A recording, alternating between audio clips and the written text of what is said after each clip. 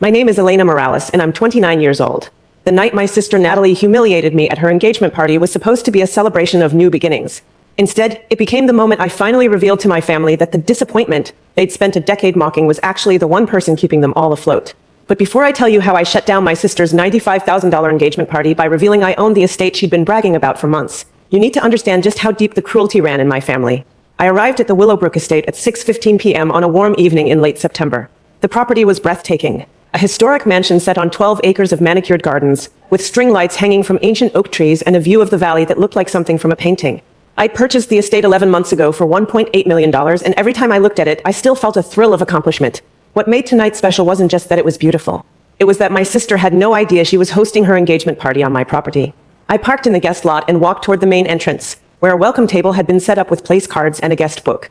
A young woman in a catering uniform greeted me with a bright smile. "Welcome to the Natalie and Trevor engagement celebration. Can I have your name?" "Elena Morales," I said. "I'm Natalie's sister." Her smile faltered slightly as she searched through the place cards. She picked up a clipboard, scanned it, then looked back at me with confusion. "I'm sorry, I don't see you on the primary guest list. Let me check the secondary list."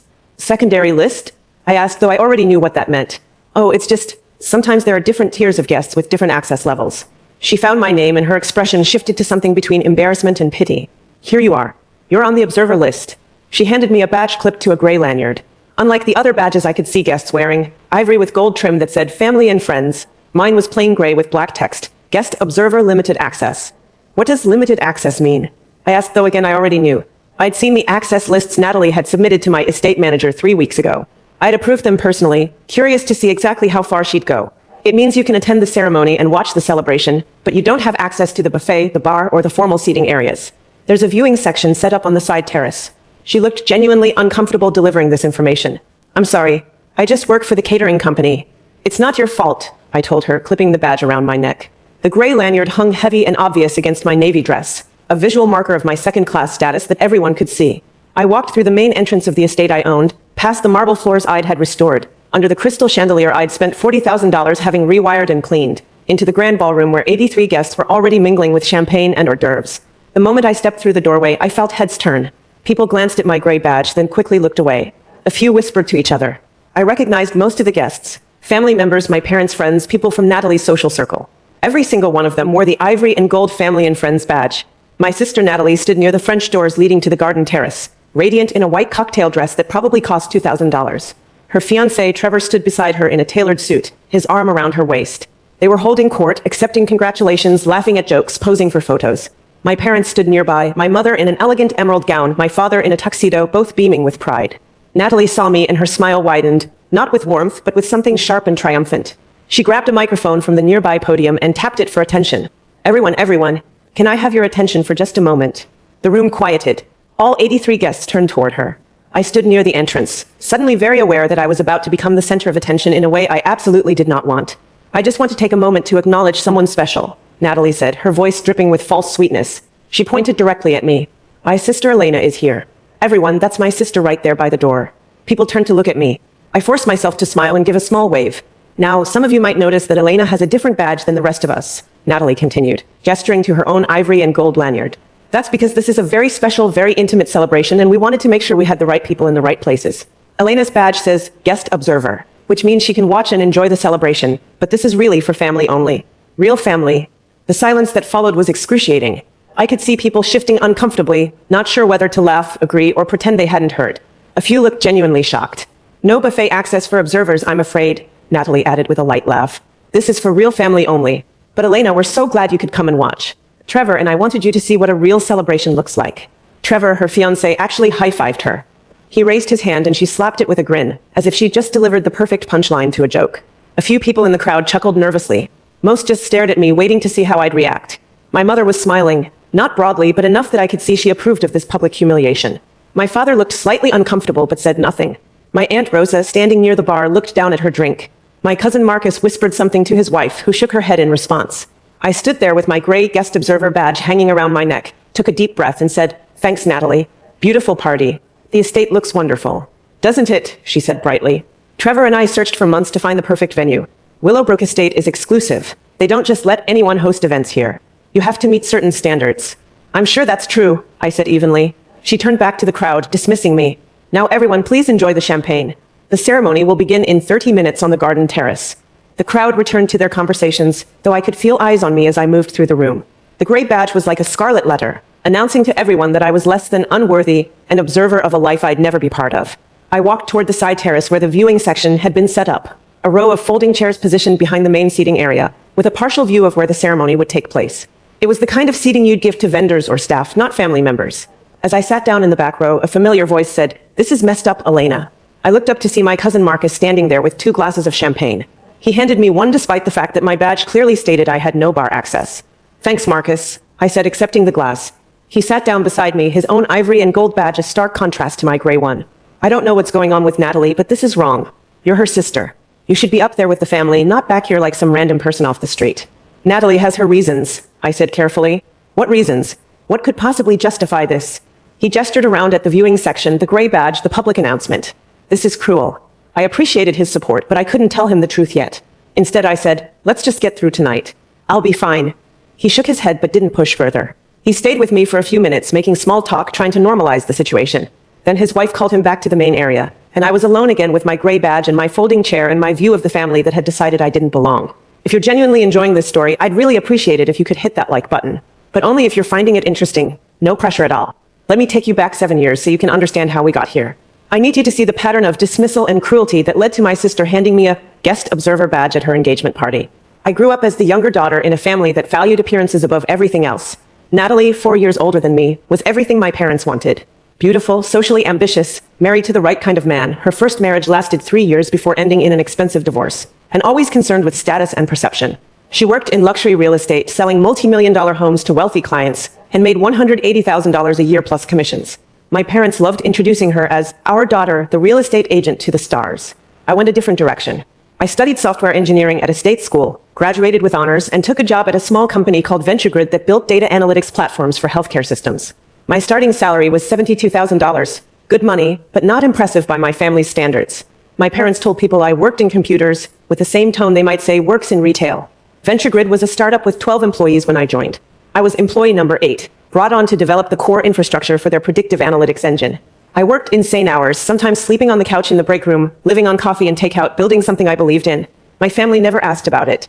When I tried to explain what I was working on, my mother would interrupt to tell me about Natalie's latest commission or the celebrity client she'd just shown a house to. 5 years ago, VentureGrid got acquired by a major healthcare corporation for $650 million. As one of the early engineers with equity, my shares were worth $3.2 million after taxes. I was 24 years old and suddenly wealthier than I'd ever imagined possible. I didn't tell my family. By that point, I'd learned that my achievements didn't register with them unless they came with the kind of visible markers they understood. Luxury cars, designer clothes, expensive vacations. Instead, I invested carefully.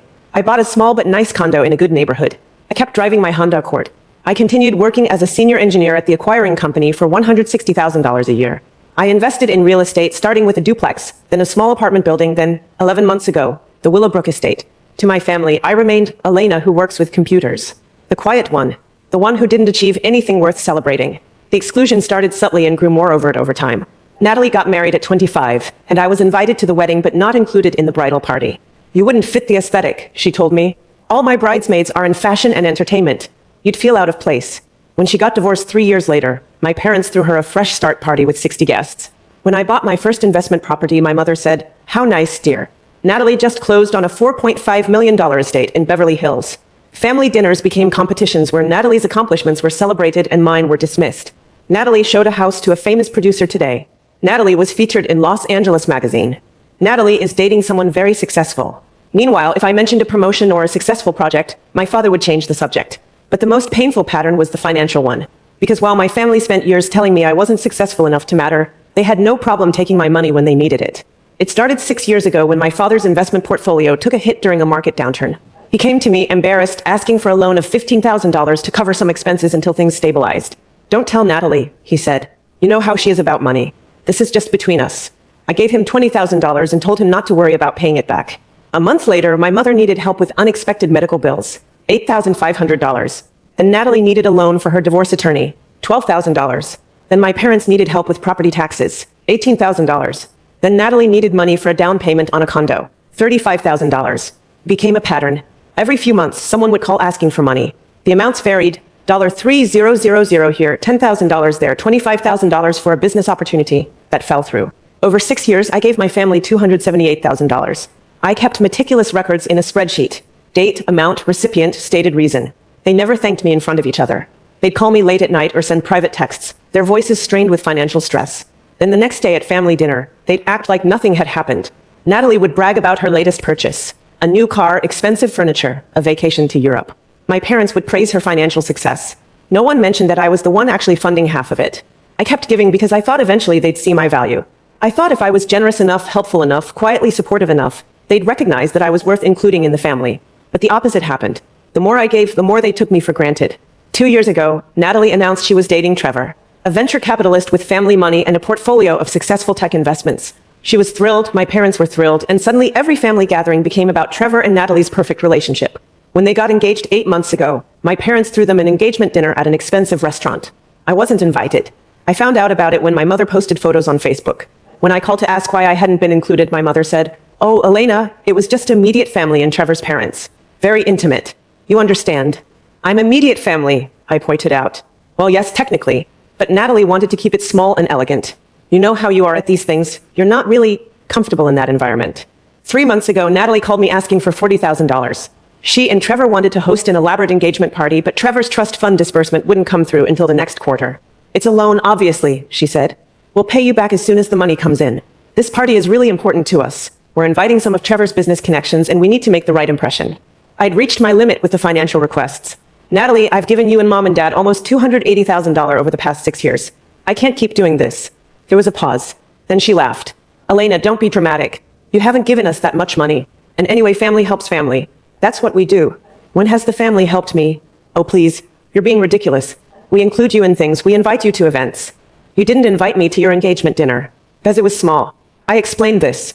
Her voice had taken on that sharp edge it got when she was annoyed. "Look, either you're willing to help your sister or you're not. It's your choice."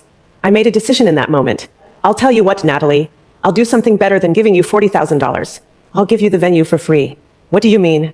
"I mean, I know a place. A beautiful historic estate with gardens, views, enough space for 100 guests. I can get you the venue for free if you want it." She was immediately interested. "What's the catch?" "No catch. I just want to help my sister. Consider it my engagement gift." She was suspicious but intrigued. I sent her information about Willowbrook Estate, the property I'd purchased 6 months earlier as an investment and event venue. I didn't tell her I owned it. I told her I had connections and could get her a discount. She fell in love with it immediately. The historic mansion, the gardens, the prestige of the location. It was exactly what she wanted for her engagement party. When she called to ask about pricing, my estate manager quoted her the standard rate: $25,000 for venue rental plus catering, staffing, and service fees that would bring the total to around $95,000. "That's way too much," Natalie said. Elena said she could get me a deal. My estate manager, who knew exactly who Natalie was and what I was planning, said, "Let me check with the owner." He called her back and offered her the venue for free. Venue rental waived, she'd only pay for catering and services. The total came down to $47,000, which she and Trevor could afford. She accepted immediately. Over the next 3 months, she bragged to everyone about how she'd landed this exclusive venue, how she had connections that got her special treatment, how her engagement party was going to be absolutely stunning at this gorgeous estate that normal people can't even book. She never once thanked me for the referral or acknowledged that I'd helped her get the venue. When I mentioned it at a family dinner, she said, "Oh, that? Elena just gave me a name. I'm the one who negotiated everything and made it happen." And now, sitting in the viewing section with my gray guest observer badge, watching my sister accept congratulations for her beautiful venue and her sophisticated taste, I knew exactly what I was going to do. The ceremony began at 7 p.m. on the garden terrace. Trevor stood under an arch decorated with white roses and ivy, waiting for Natalie to walk through the garden path. It wasn't a wedding, just an engagement celebration, but they'd planned it with wedding-level formality. There were readings about love and commitment, champagne toasts, a ceremonial ring exchange where Trevor gave Natalie a promise ring to wear until the wedding. From my folding chair in the viewing section, I had a partial view. I could see Natalie's profile, hear the words being spoken, watch as guests wiped away tears at the romantic sentiment. My parents sat in the front row of the main seating area, holding hands, my mother dabbing at her eyes with a handkerchief. I checked my watch. 7:22 p.m. The ceremony would finish around 7:45, followed by dinner at 8 o'clock, then dancing and celebration until 11 p.m. My plan was timed perfectly. After the ceremony concluded, guests moved into the ballroom for dinner. The main seating area had round tables with ivory linens, elaborate centerpieces, place settings that probably cost $150 per person. The viewing section had no tables, just the folding chairs. True to Natalie's word, I had no buffet access. Staff members walked past me with trays of appetizers, delivering them to the main seating area while I sat in my corner with the glass of champagne Marcus had smuggled to me earlier. My Aunt Rosa approached during the cocktail hour, looking uncomfortable. Elena, Mija, I don't understand what's happening. Why aren't you sitting with the family? You'd have to ask Natalie, I said. This is wrong. You're her sister. Let me talk to her. Please don't, Aunt Rosa. It's fine. I'm fine. She looked like she wanted to argue but didn't know what to say. Instead, she hugged me and whispered, "You deserve better than this," before returning to the main area. At 8:15 p.m., dinner was served to the main seating area. A choice of filet mignon or Chilean sea bass, roasted vegetables, truffle mashed potatoes, a mixed green salad with candied pecans and goat cheese. The smell was incredible. My stomach growled. I'd skipped lunch, anticipating I'd eat at the party. I hadn't counted on being excluded from the buffet. A server noticed me sitting alone and approached quietly. "Miss, I'm not supposed to do this, but would you like me to bring you a plate? This is ridiculous." "I appreciate that," I said, "but I'm fine. I'll get something after I leave." She looked at me with pity and walked away. Another mark of my second-class status. The catering staff felt sorry for me. At 8:47 p.m., Natalie and Trevor made their way through the ballroom, stopping at each table to greet guests and accept congratulations. They laughed, posed for photos, thanked people for coming. They didn't come to the viewing section. They didn't acknowledge my presence at all. At 8:52 p.m., I stood up, smoothed my dress, and walked across the ballroom toward the administrative wing of the estate. A few people noticed me leaving, but most were focused on the celebration. I walked down the corridor with its polished hardwood floors and historical portraits, past the library and the sitting rooms, to the office at the end of the hall. My estate manager, Richard Chin, no relation, was waiting for me as planned. "Ms. Morales, is it time?" "It's time," I said. He handed me a tablet and a document. "Everything is prepared as you requested. All you need to do is sign this authorization and I'll make the announcement." The document was simple. Authorization for the estate manager to terminate the event early and remove all guests from the property. I drafted it with my attorney 3 weeks ago, knowing this moment would come. I signed my name. Elena Morales, owner, Willowbrook Estate, LC. "Give them 5 more minutes," I said. "Let them finish dinner. Then make the announcement." Richard nodded. "Are you certain about this?" "Your sister." My sister publicly humiliated me in front of 83 people. She gave me a badge that labeled me as an observer, not family. She denied me access to food and drinks at an event I'm paying for. She has spent years taking my money while treating me like I don't matter. I looked at him steadily. I've never been more certain about anything. "Understood." He picked up the tablet and headed toward the ballroom. I followed at a distance, positioning myself near the entrance where I could see but not be immediately noticed. At 8:57 p.m., Richard walked to the center of the ballroom and spoke quietly to the DJ, who turned down the music. Richard picked up a microphone, tapped it for attention, and waited as the room gradually quieted. Natalie looked annoyed at the interruption. She was mid-conversation with some of Trevor's business associates, clearly networking. Trevor looked curious. My parents looked confused. "Ladies and gentlemen," Richard said, his voice professionally polite but firm, "I apologize for interrupting this lovely celebration. My name is Richard Chin, and I'm the estate manager here at Willowbrook. I need to make an important announcement regarding this evening's event." The room went completely silent. 83 people turned to look at him. "There's been a development concerning the property ownership and the terms of tonight's event that requires immediate attention." He consulted his tablet. "I need to inform you all that Willowbrook Estate has an owner who has exercised their right to modify tonight's arrangements." Natalie stood up, her face flushing with anger. "What are you talking about? We have a contract. We paid for this venue." "Actually, Ms. Morales, you didn't pay for the venue.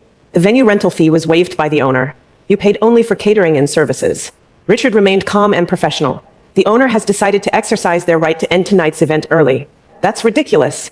Natalie's voice was shrill now. "Who's the owner? I want to speak to them right now." Trevor stood up beside her, putting on his venture capitalist voice, the one that probably intimidated junior employees and service workers. "This is completely unacceptable. We'll be filing complaints. We'll be demanding refunds. Do you have any idea who you're dealing with?" Richard didn't flinch. "I'm dealing with Ms. Natalie Morales and Mr. Trevor Ashford, who are hosting an engagement party on property owned by Ms. Elena Morales." He turned and gestured toward me, standing near the entrance. "The owner is right there." Every head in the room turned toward me. The gray guest observer badge still hung around my neck, suddenly looking ridiculous against the backdrop of what Richard had just revealed. The silence was absolute. I could see the confusion on people's faces, the shock on my parents' expressions, the dawning horror on Natalie's face as she realized what this meant. I stepped forward into the ballroom and Richard handed me the microphone. I took it, looked around at the 83 witnesses and said, "Hello, everyone.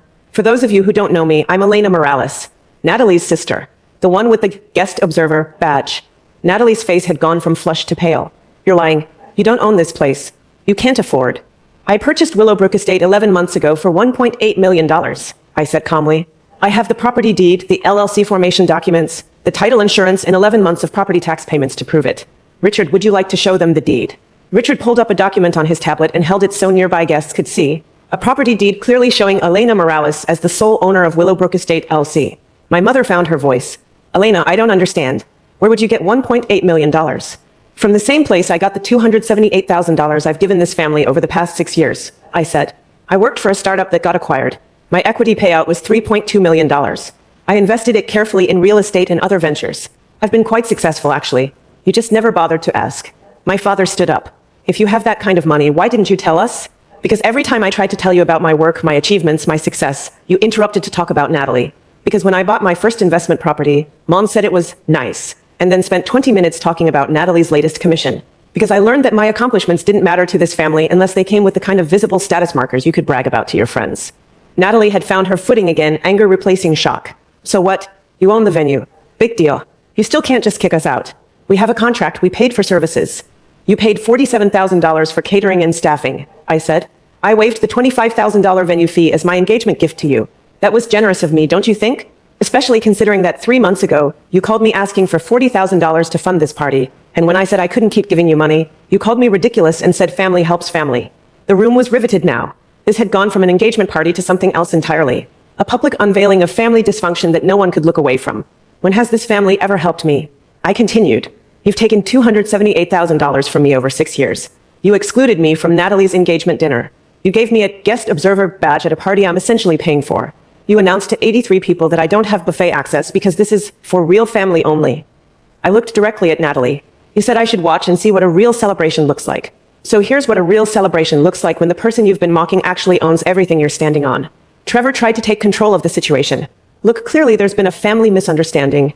There's no misunderstanding, I said. Natalie has spent years treating me like I'm worth less than her. She's taken my money, dismissed my achievements, and excluded me from family events. Tonight, she handed me a badge that labeled me as an observer and told 83 people I'm not real family. She did that on property I own, at a party I made possible, in front of witnesses who can now see exactly who my family really is. My Aunt Rosa spoke up from her table. Elena's right. This is wrong. I've watched this family treat her terribly for years, and I didn't speak up enough. But this, she gestured at my gray badge. This is cruel. A few other people murmured agreement. I could see some guests pulling out their phones, undoubtedly texting friends about what they were witnessing. This would be the talk of every social circle for months. Natalie's voice cracked. You're really going to shut down my engagement party? On what's supposed to be one of the happiest days of my life? No, I said. I'm not going to shut it down. The party will continue. Everyone here is welcome to stay and enjoy the rest of the evening. The catering you paid for will be served. The bar will remain open. The music will keep playing. I paused. But I am going to make a few changes to the access badges. I nodded to Richard, who'd been holding a box of new badges. He walked to Natalie and handed her a gray guest observer lanyard identical to mine. From this moment forward, I said, Natalie and Trevor are guest observers at this event. No buffet access. No bar access. No formal seating. You can watch from the viewing section and see what a real celebration looks like when you're not considered real family. The shock on Natalie's face was complete. You can't do this. I absolutely can. It's my property. And Richard, please provide ivory and gold family and friends badges to everyone else in the room. They're all welcome to enjoy the full celebration, except for the guest observers. Richard had clearly prepared for this. He began distributing new badges to the guests, who accepted them with expressions ranging from shock to barely suppressed delight at the drama. Within minutes, everyone in the room except Natalie and Trevor wore the ivory and gold badges. My parents sat frozen at their table, looking between me and Natalie with expressions of disbelief. My mother started to cry, not the elegant tears she'd cried during the ceremony, but genuine distress. Elena, please, she said, don't do this to your sister. Whatever issues you have, we can talk about them later. We're not going to talk about them later, Mom. We're done talking. You spent years telling me I wasn't successful enough, wasn't sophisticated enough, wasn't worth including in family events. You took $278,000 from me and never once said thank you in front of Natalie or Dad. You let Natalie give me a guest observer badge and announce to 83 people that I'm not real family. I looked around the room. I wanted all of you to see who they really are. I wanted witnesses. And now you all know. Trevor had his phone out, probably calling his attorney. This is harassment. This is me exercising my property rights, I said. You're welcome to leave if you don't like the new arrangements. Everyone else is welcome to stay and enjoy the party I'm hosting. The party I own on the property I own with the success I earned that this family never acknowledged. I handed the microphone back to Richard. Please make sure Natalie and Trevor are comfortable in the viewing section. Everyone else, enjoy your evening. The buffet will open in 10 minutes. I walked out of the ballroom through the main entrance. Not the side entrance, not the viewing section, but straight through the center of the room with my head high and my gray badge still around my neck. A reminder of what they tried to make me but failed. Drop a comment and let me know where you're watching from. I love hearing from people who've dealt with difficult family dynamics. Behind me, I could hear voices rising. Natalie crying, my mother trying to calm her, Trevor on the phone barking orders, guests murmuring to each other in shock and fascination. The party would continue, but it would never be what Natalie had planned. Instead of a celebration of her engagement, it had become a demonstration of exactly how badly you can miscalculate when you underestimate someone. I went to my office in the administrative wing and sat down at my desk. My phone started ringing almost immediately. My mother, then my father, then Natalie, then Trevor, over and over. I let them all go to voicemail. They called 3 times in the next hour. At 10:15 p.m., my Aunt Rosa knocked on my office door. Can I come in? Of course. She sat down across from me, still wearing her ivory and gold family and friends badge. That was quite a reveal out there. Was it too much? I asked, suddenly wondering if I'd gone too far. Too much. She shook her head. Mija, that was perfect. Your sister has been treating you terribly for years, and your parents let it happen. Tonight, you showed everyone exactly what that looks like. You let them humiliate you publicly, then revealed they did it on property you own. That's not too much. That's justice. She's going to hate me forever. She already didn't value you. You just made sure everyone else knows that now. Rosa reached across the desk and took my hand. I'm proud of you. I should have stood up for you years ago and I didn't. I'm sorry for that. You're standing up for me now. That matters. She stayed with me for another hour and we talked about family, about patterns of behavior, about the courage it takes to finally say, enough. Then she went back to the party, where apparently most of the guests had stayed, enjoying the open bar and the catering and the drama they'd just witnessed. The party ended at 11:30 p.m. Richard reported that Natalie and Trevor had left around 9 p.m., unable to tolerate sitting in the viewing section with their gray badges while everyone else celebrated. My parents had tried to convince me to come back and make peace, but when I refused, they'd left around 10 p.m. The remaining guests, about 60 of the original 83, had apparently had a wonderful time, with several commenting that it was the most memorable party they'd ever attended. I went home that night, changed into comfortable clothes, poured a glass of wine, and finally allowed myself to feel everything I'd been holding back. I didn't cry. I'd moved past tears. I felt lighter, like I'd finally put down a weight I'd been carrying for years. My phone showed 67 missed calls and 89 text messages by midnight. I read a few of them. From Natalie, you ruined my engagement party. How could you do this to me? You're a horrible person. From my mother, Elena, this is cruel and unnecessary. Natalie is devastated. How can you be so heartless toward your own sister? From my father, we need to talk about this. What you did tonight was unacceptable. Call me immediately. From Trevor, my attorney will be in touch. This isn't over. I blocked all their numbers and deleted the messages without responding. But there were other messages too. From Aunt Rosa, you were magnificent tonight. Call me tomorrow and let's have lunch. From Marcus, holy shit, Elena. I had no idea. I'm sorry I didn't speak up more. You were right to do what you did. From 3 other relatives who'd been at the party. Messages of support, apologies for not defending me earlier, admiration for how I'd handled the situation. And 1 message from a number I didn't recognize. Hi Elena, this is Jennifer Wu. We met briefly tonight at your sister's party. I'm a reporter for the lifestyle section of the local newspaper. Would you be willing to talk about what happened? I think a lot of people would be interested in your story about family dynamics and financial success. No pressure, just wanted to reach out. I didn't respond to that one either, but I saved it. Maybe someday I'd want to tell this story more publicly. Or maybe I wouldn't. Either way, it was my choice now. 3 days after the party, I received a letter from an attorney representing Natalie and Trevor. They were demanding a full refund of the $47,000 they'd paid for catering and services, claiming that I had sabotaged their event and caused them emotional distress and public humiliation. I forwarded the letter to my own attorney along with documentation. The signed contract that clearly stated the venue owner had the right to modify access privileges, video footage from the security cameras showing Natalie handing me the gray badge and making the real family-only announcement, screenshots of text messages where Natalie had asked me for $40,000 3 months earlier, and bank records showing the $278,000 I'd given the family over 6 years. My attorney responded with a letter of his own. Ms. Morales fulfilled all contractual obligations regarding the event. The catering and services paid for by your clients were provided in full. The modification of access badges was within the property owner's rights as stated in Section 7.3 of the venue contract. Ms. Morales is prepared to countersue for defamation and emotional distress if your clients continue to make false claims about her conduct. Additionally, Ms. Morales has extensive documentation of financial support provided to your clients and their family, which contradicts their claims of being victimized. I never heard from that attorney again. 6 weeks after the engagement party, my mother called from a number I hadn't blocked, my Aunt Rosa's phone. Rosa had texted me first to warn me, so I answered. Elena, it's Mom. I know. We need to talk. No, we don't. Please, Elena. Your sister is getting married in 8 months. She wants you to be there. We want you to be part of the family again. I was never part of the family, Mom. That's what the guest observer badge was about. That's what years of exclusion and dismissal were about. Natalie made it very clear that I'm not real family. She didn't mean it that way. She absolutely meant it that way. She said it into a microphone in front of 83 people. She had special badges made. She announced that I couldn't access the buffet because it was for real family only. There's no other way to interpret that. My mother was quiet for a moment. Then, she's sorry. We're all sorry. We didn't realize. You didn't realize what? That I had money? That I was successful? That I owned property? Would you have treated me better if you'd known? Because that's not actually an apology, Mom. That's you being sorry you miscalculated, not sorry you were cruel. That's not fair. What's not fair is taking $278,000 from me while telling me I'm not successful. What's not fair is excluding me from family events because I didn't have the right kind of job or the right kind of lifestyle to show off to your friends. What's not fair is watching Natalie get praised for buying things with money I gave her while I got labeled as the family disappointment.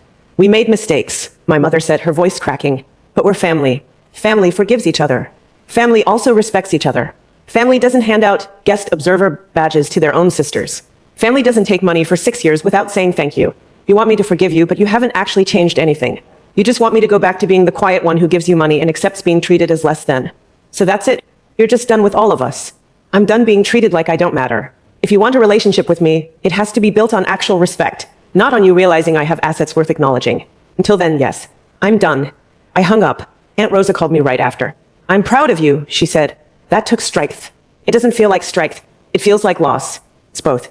But you're losing something that was never really there in the first place. He was right. The family I'd been fighting to be part of had never actually existed.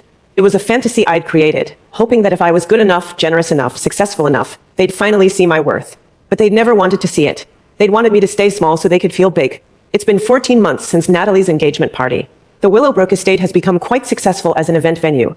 I've hosted over 40 weddings, corporate events, and celebrations in that time. The business is profitable, and I've hired a full-time staff to manage operations so I can focus on my day job and my other investments. Natalie and Trevor got married 6 months ago. I wasn't invited, not that I expected to be. I heard through Aunt Rosa that it was a beautiful wedding at a different venue, smaller and more intimate than they'd originally planned. Apparently, many of the guests from the engagement party declined the wedding invitation, claiming scheduling conflicts. Aunt Rosa suspects they didn't want to be associated with what happened or risk more family drama. My parents sold their house 4 months ago. Without my monthly financial support, they couldn't afford the mortgage and property taxes. They moved into a smaller condo in a less expensive neighborhood.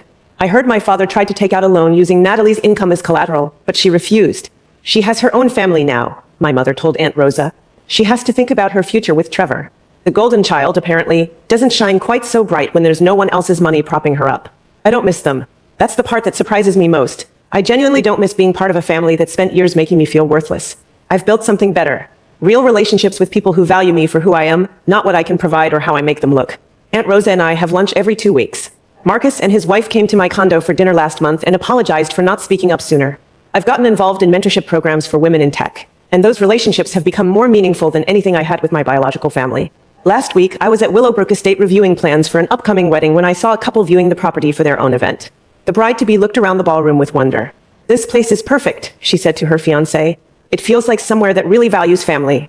I almost laughed at the irony. This place, where I'd revealed to 83 people that my family had given me a guest observer badge and told me I wasn't real family, had become a symbol of celebration and belonging for other people. But maybe that's exactly the point. The family you're born into doesn't define you. The people who share your DNA aren't automatically the ones who will value your worth, support your dreams, or treat you with basic human dignity. Sometimes the most powerful thing you can do is stop fighting to be accepted by people who will never see your value, and instead build your own life with people who do. I learned that lesson at my sister's engagement party, standing in front of 83 witnesses with a gray guest observer badge around my neck, in a ballroom I owned on an estate I'd purchased with success my family never acknowledged. I learned that sometimes the best revenge isn't dramatic or cruel. It's simply revealing the truth and letting people see what's been hidden in plain sight all along. Natalie got her engagement party at her dream venue. My parents got to play the role of proud family for 83 witnesses. And I got something far more valuable: freedom from people who would never see my worth no matter what I achieved. The gray badge is framed in my office now, hanging on the wall as a reminder.